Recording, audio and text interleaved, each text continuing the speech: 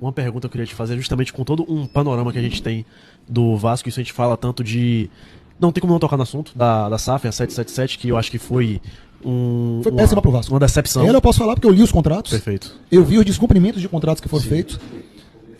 Desculpa até te interromper, Não, por porque nada, é um tema perfeito, que me importante. irrita pelo descaso com que a 777 tratou o Vasco da Gama. Teve aquela movimentação na época do Jorge Salgado. pra Os poder fazer jogadores a ajuda. contratados, a maioria dos jogadores era paga só a primeira parcela, Sim.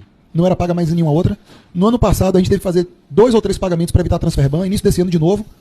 Você me perguntou no momento, jogadores de divisão de base e tudo. Sim, o Leandrinho, por exemplo, atrás esquerda, ele foi emprestado para o Xabari para bater 50% da dívida pela compra do Paulinho, o volante, e ampliar o prazo de pagamento dessa segunda parte da dívida.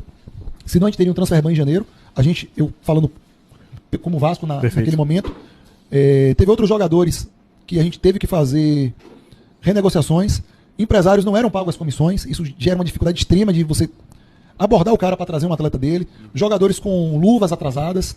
Então, assim, se é o melhor caminho ter ido pela via judicial, se não é, aí eu deixo para a presidência do Vasco opinar, para o departamento jurídico, que é competente também, opinar e conduzir essa situação.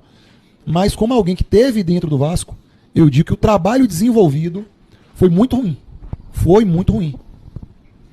Pelo aspecto econômico. Certo. O prejuízo que a 777 deixou ao Vasco, economicamente falando, foi absurdo. E é com esse panorama que eu venho te fazer essa pergunta. Como que você avalia a presidência do Pedrinho até então? Porque ele, de fato, parte de um princípio de um incômodo genuíno como torcedor. Ele era... É uma coisa muito curiosa, né? Na época, pelo menos, uma opinião particular, um dos melhores comentaristas em atividade naquele momento. Achava ele muito pertinente. Ele decide, partir de um claro incômodo, assumir a presidência do Vasco. E com todo esse panorama... Ainda assim, o Vasco esse ano consegue, teve uma melhora depois do Diniz, né? Consegue novamente bater uma semifinal de Copa do Brasil, mas já aconteceu ano passado, como você bem pontuou. Então, com todas essas questões, como você enxerga a presidência, o mandato Pedrinho hoje no Vasco? Pedrinho é uma pessoa apaixonada pelo Vasco, um cara de ótimo caráter, fácil de lidar, sofre absurdamente com as dificuldades que o Vasco passa. Eu não vou nem dizer que ele sofre dobrado como presidente, como torcedor, ele sofre mais do que dobrado.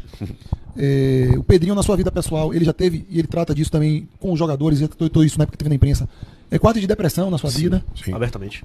Então, assim, ele tem uma superação como ser humano que tem que ser valorizada, Agora, tem as dificuldades naturais de quem ocupa a cadeira da presidência.